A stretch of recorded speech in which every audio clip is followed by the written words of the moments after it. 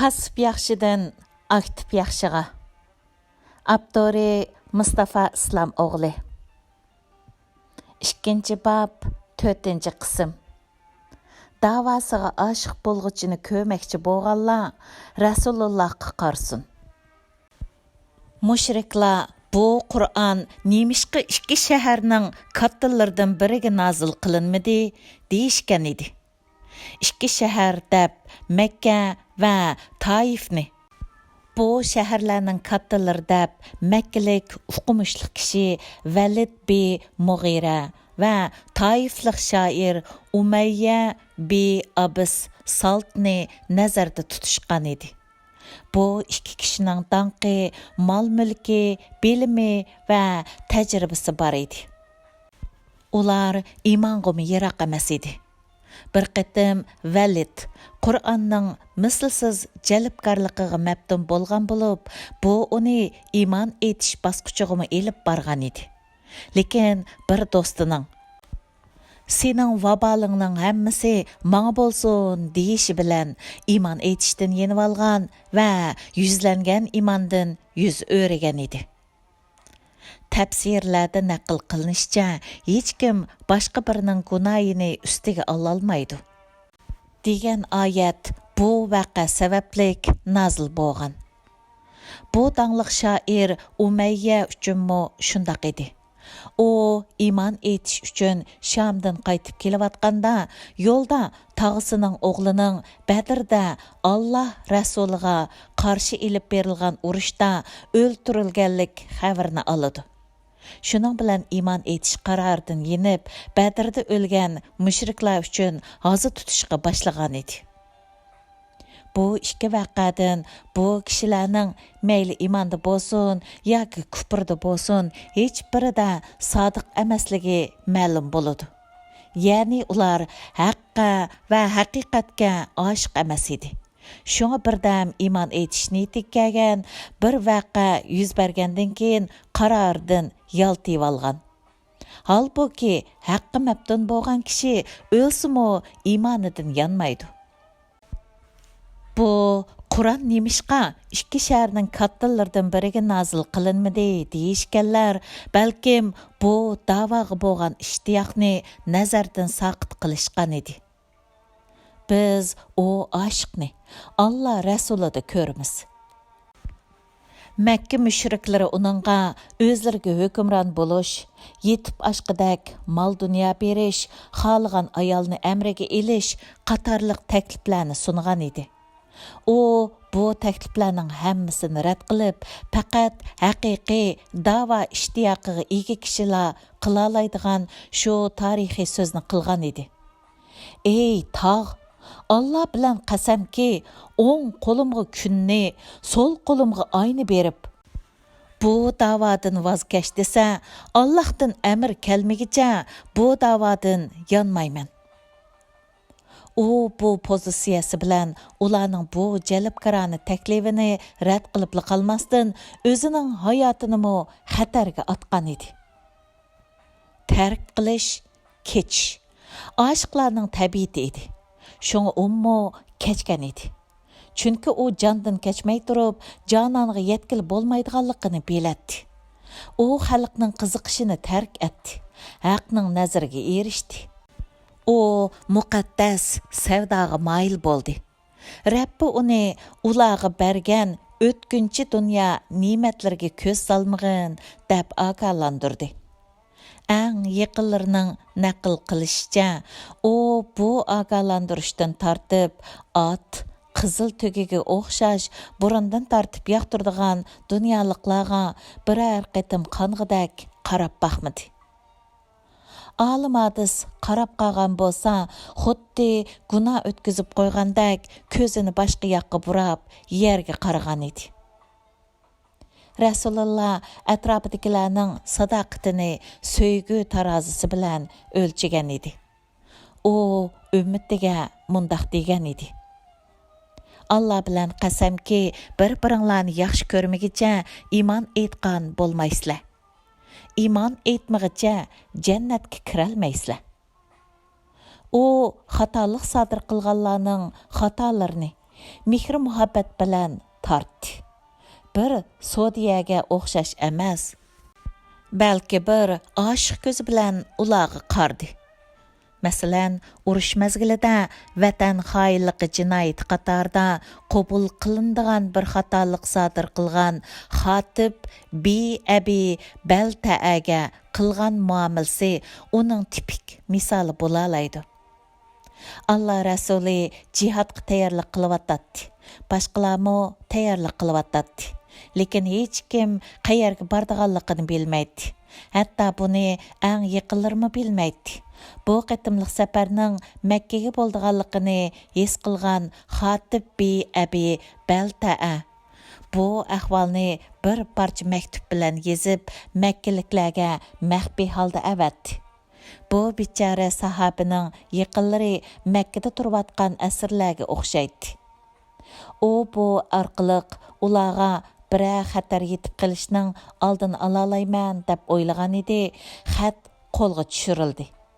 Xotib Rasulullohning huzuriga elib kelindi. Hazrati Umar xotibning bu ishni xiyonat deb qarab, Rasulullohning yeniga kirganda, "Menga ijozat bergin, bu munofiqning kallasini olay." "Ey Rasululloh," dedi. Mana bu vaqtda Rasulullohning ilkida davlat va zo'liq, diktator tarazisining o'rniga muhabbat va shafqat tarazisining turganligini ko'ramiz. Uni qo'yib ber, ey Umar. U Allah va Rasulini yaxshi ko'rdi degan edi. Allah Rasuli zamonida Abdullah ismli eshak deb laqami bor bir kishi bor edi. Qiliqlari orqali Rasulullohni kuldiradi. Haroq ichganligi uchun Rasululloh uni jazoladi. Yana bir qatim haroq ichib tutilib qolgan va jazo berilgan edi. Uning bir qancha qatim jazolanganligini ko'rgan bir kishi "Allah la'nat qilsin, nemishqa haroqni tashlamaysan?" dedi. Rasululloh "Undaq dema, uning la'nat o'qima. U Allah va Allah Rasulini yaxshi ko'rdi. Buni bilmamsan?" degan edi. Uning mehri shafqat tarazisini ishlatgan vaqalar orasida o'zligidan e'tirof qilgan va ching turishi bilan o'tkazgan zina sabablik ibratlik jazo berilgan Gamit qabilasiga mansub bir ayolmi bor edi. Bu ayolga shariat hukmi ijro qilingandan keyin uning haqida kelsi kelmas gap so'z qilganlarga uning muhabbatini dalil qilib ko'rsatib, hamda uning haqida ortiq gap qilmaslikni tavsiya qilgan edi. Ishchiga oshiq kirganda ibodat ko'z nuriga aylanadi. Menga bu dunyoda 3 narsa yaxshi ko'rsatildi. Ayol va xushbo'y atir, namoz ko'zimning nuri qilindi degan edi Rasululloh. Namozni tushundik. Xushbo'y atirni tushundik deyli. Ayolni qanday tushunamiz? Inson ayolni yaxshi ko'rmamdi? Albatta yaxshi ko'rdi. Yaxshi ko'rish kerak. Allah Rasulimo ayol zotini yaxshi ko'rganligini hech yo'shirmay, aniq qilib da'vatidi.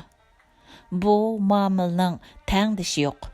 Kunimizdagi mo'tavar zotlarga, hurmatlik shayxlarga, o'zini ko'rsatayotgan ustozlarga, ayollarga g'alati muomil qilganlarga mundaq bir so'zni aytqiza olamsiz? Hargiz mumkin emas. Bundaq desa, e'tibori obro'yining to'kildiganligini o'ylaydi. Ammo Rasulullohning bu masalada o'ziga ishonchisi komil edi. Naqlda namoz bilan ayol kishi o'xshash bir jumlada tilga ilinadi. Ishning siri mana bu yerda. Ayol kishi hissiy va moddiy bir ne'mat bo'lib, namoz ibodi va ma'naviy bir ne'mat. Bu ikkisi qanday bo'lib o'xshash bir jumlada yonma-yon tilga ilinadi. Agar ibodatlaringizning ichiga muhabbatingizni singdirsangiz, namozingiz ko'zingizning nuriga aylanadi. Sevginingizga ishqingizni izhor qilgandek, namozga muhabbatingizni izhor qila olsangiz, Seni yaxşı görmən namaz, közümnің nuri, көңлімнің quyoshsan, ey namaz deysiz. Allah Rəsuli dəl bunu qılğan idi. Əgər namaz dünyada sizning aşığınız bolsa, namazni oxiratga ilib barsiz. Çünki namaz dünyada bar, jannatda yo'q. İbadat bu dünyada bo'lib, u dünyada yo'q. Oxiratda ibodat yo'q, faqat muhabbat bar. Jannatda ibodat tugaydi, muhabbat davom qiladi. Undaqda namozni dunyoda o'qiysiz, o'qigan namozingizning ishqi oxiratda sizni abadiy shodlikqa ega qiladi. Namoz oshiqingiz bo'lsa, qandoq bo'ladi? Namoz o'zi tabliğchi, da'vatchi bo'ladi. Xuddi Hazrati Abu Bakrning namoziga o'xshash. Hamzaning jasoratidan, Umarning shijoatidan qo'rqmaganlar Abu Bakrning namozidan nima uchun qo'rqqan edi? Hazrati Abu Bakri egiz tamlar bilan o'ralgan uyda namoz o'qishga odatlangan edi. Lekin uning namozida bir farq, ya'ni muhabbat bor edi. U namozni ishtiyoq bilan o'qiydi. Namoz o'qiganda ko'z yosh to'katdi, Qur'on o'qiydi. Bu uni anglaganlarga qattiq ta'sir qiladi. Eng oxirida bu ahvoldan bearam bo'lgan Makkaning mushrik kattalari uni himoya qilayotgan Ibn Dug'unaga shikoyat qildi. Bütün ishtiyoq bilan berilib o'qilgan namozning boshqacha ta'siri bo'ladiganligi aniq. Bu yerda nazardan saqit qilinmasligi kerak bo'lgan nuqta shu. Bashar, ya'ni insoniy sevgi bilan izhor qilgan ishq muhabbatingiz insonning fitrati va axloq pokligi bilan birdek bo'lishi kerak. Lekin basharning bu holini o'lchaydigan tarozisining yo'qligi ma'lum. Namozga bo'lgan muhabbat Allohning amri bilan bir gavda bo'lish masalasida Rabbimizning talabiga javob qaytarishimiz bo'lib, buni o'lchiguchi Rabbimizdir. Aslida Qur'onda bayon qilingan va har mu'minning qasamnomasi bo'lishi kerak bo'lgan shu oyat bir oshiq ta'limi sifatida oldimizda turmoqda. Aytqinki, mening barliq orzu tilaklarim, bütün ibodatlarim, hayotim va mamotim olamlarning Rabbi Alloh uchundir. Oshiq fidokorlik talab qiladi. Oshiq fido qilish deganlik bo'ladi. ئاپتورى Muhammadning o'z vaqtida insonlar jamiyatida ko'rgan va his qilganlarini boshqalarni ko'rgan va his qilgan edi. Bu zulmat qarang'ulikqa mubtalo bo'lganligini ko'rib yetmagan bo'lsa, Zayd be'amir o'ladiganligini bilib turib, bir surgun bilan cho'lga qochatdimi? Varaqa Osman bey Huvayris, Abaydulla bey Joyish bularning oldida kelgan kishilar edi. Bular Qurayshning haq yo'l izdiguvchilari edi. Bulardan boshqa atrofdagi qabilalarga mansub bo'lganlarmi bor bo'lib, bularning hammasi yaxshi kishilar edi. Lekin ular aktip emas, pассип yaxshilar edi. ئاپتورى Muhammadni bulardan ayirib turgan bir nuqta bor edi. Ya'ni u hamma narsani tark qilib, o'zini yeraga band qilgan edi. Tijoratini, ishini, uyini, ayolini, bolalarni, qarindoshlarini, do'stlarini, qabilasini, qavmini va shahrini tark qilgan edi. Bu bir fidokorlik. Dava odami voz kechish va fidokorlik obidasi bo'lolmasa, hech bir narsaning odami bo'lolmaydi. Har yangi fikr, yangi anglagan xabar bo'lgan, qayerdan gap bo'lsa, shu yerdan qo'shiq soladigan, amaliyotda hech bir ish qo'lidan kelmaydigan uqumishliqlar sharoiti bo'lmaganlikdan emas, balki fidokorlik qilolmaganligi uchun bir ishga muvaffaq bo'lolmaydi. Oshiq fidokorlik ko'rsatish bo'lib, buni amalga oshira oladiganlar har doim oz sonliqni egallaydi. Allah Rasulining payg'ambarlikdan keyin beshidan o'tkazgan odam yo'qligi davri. Başta fidokorlikdan tortib, oshiqning 3 ruknisiga ega bo'lgan kishilarning yo'qligi edi. Buni bir qitim bu haqda hasrat bilan aytgan shu so'zidan bilib olaymiz. İnsanlar tögiga o'xshaydi. Ba'zida 100 tögini bir yerda topalaysan, ammo ichidan mingudak birisi chiqmaydi. İbn Sad naql qilib mundaq deydi. Hazreti Ömerning xalifalik davrida bir qitim u so'rinda o'ltirganlardan mundaq so'rgan edi.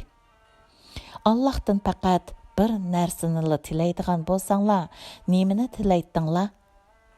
So'rindagilardan ba'zilari sadiqa qilish uchun bir uyga liq kelgudak oltin kumush, ba'zisi jannat dedi. Növbət Hazreti Ömerga kelganda mundaq javob berdi. Allohdan bir uy to'shqidak solim, muaz, Abu Abaydaga o'xshaydigan kishilarning bo'lishini tilaydim. Anam dadam sana fido bo'lsin, ey Rasululloh. Tunji Qur'on nasldan pat-pat anglanib turadigan bu so'z yer yuzida ko'gili bo'ladigan fidokorlikning eng yuqori pallasi edi. Buni aytish oson, lekin amalga oshirish qiyin edi. Tunji Qur'on nasli ichida shunday kishilar bor ediki, jang maydonida kofir dadisi bilan elishishga majbur bo'lgan va dadisini o'ltirgan edi. Abu Ubayda bi Jarrah va Muaz bi Amir bi Jamuh bulardan edi.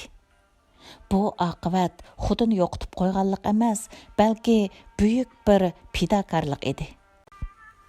Abu Ubayda qo'lidan kelishicha o'zini dadisi bilan uchrashib qilishdan tortgan bo'lsa-mu, dadisi uni o'ldirish uchun uning orqasidan qo'g'lab kelgan. U muqaddas deb bilgan narsalarga ig'ir haqorat qilib, uni majbur qilgan edi. Shundaqdimi Abu Ubayda dadisini o'ldirishga majbur qilganligini hech qachon faxrlanib aytib baxmadi. Chunki bu uning uchun oshiq bo'lgan iymon yo'lida berishi kerak bo'lgan fidokorlik edi. Oshiqlar orqasiga qaramaydi. Orqasiga qarag'anlar oshiq bo'lg'uchilar emas. Oshiqdek ko'ringanlardir. Hazrati Lut bilan ayolini ayirgan mana bu edi. Lutning ko'zi orqada qolmadi, lekin ayolning ko'zi orqada qolgan edi. Ko'zi orqada qolganlarning amaliyotda ko'ngli orqada qoldi degan gap. Allohmo uning badanini ko'ngli qolgan yerda qoldirib qo'ydi. Qur'onda ibrat xotir sifatida yod qilingan Fir'avnning ayoli Osiya bir oshiq edi. U Mu'min surasiga ismi berilgan mu'min kishiga o'xshash iymonini saqlay oladi. Yoki Hazrati Musoga o'xshash yurtini tashlab keta oladi. Lekin bularni qilmaganligi uchun Fir'avnning qiyin qistoqqa elishiga duchor bo'ldi. Bu shundoq ig'ir, qiyin qistoq bo'lib, oqibati o'lim bilan oxirlashadi. Mana shundoq ahvolda Osiyaga kufrni tangan erig'i degan shu tillag'i daston so'zlarini vahiy insonlik tarixining mengisiga yozdi. Ey Rabbim, dargoyingdan manga jannatdan bir uy bino qilgin. Meni Fir'avndan va uning yomon amalidan qutuldirgin. Meni zolim qavmidan qutuldirgin. Fir'avnning mu'min ayoli Osiyaningcha bo'lganda qutulish iymonsiz yashash emas, aksicha iymon bilan o'lish edi. U shundoq qildi va oshiqlar karvoniga qo'shildi. Hazrati Nuh bir oshiq edi. Quruqlikda kema yasashni odatdagi tushuncha bilan izohlag'ili bo'lmaydi. Quruqlikda kema yasaganlar va quruqlikda kema yasaganlarga ergashganlar hammasi davosiga oshiq bo'lganlar edi. Hazreti İbrahimning o'tqa sakrishini ichida oshiq bo'lgan bir imondan boshqa nima bilan izohlash mumkin? O'tni uni ko'ydirmasligi orqali berilgan dars mundaq edi. Har qandaq bir Namrudning o'ti iymon va oshiqni ko'ydira olmaydi. Bularning hammasi oshiqning fidokorlik tarafiga yezilishi kerak. Allohmo shunday qildi. Agar siz tuproq bo'lsangiz, tikanga emas, gulga tuproq bo'ling. Agar siz suv bo'lsangiz, qochi-quchi yuydigan suv emas, balki zamzam bo'ling. Agar siz tosh bo'lsangiz, sarangning qo'lidagi tosh emas, Hajarul Asvad bo'ling. Agar siz palta yoki pichoq bo'lsangiz, İbrahimning qo'lidagi palta yoki pichoq bo'ling. Agar siz tog' bo'lsangiz, Uhud teg'i bo'ling. Agar inson bo'lsangiz, paassىپ yaxshi emas, aktىپ yaxshi bo'ling. Davomi bor.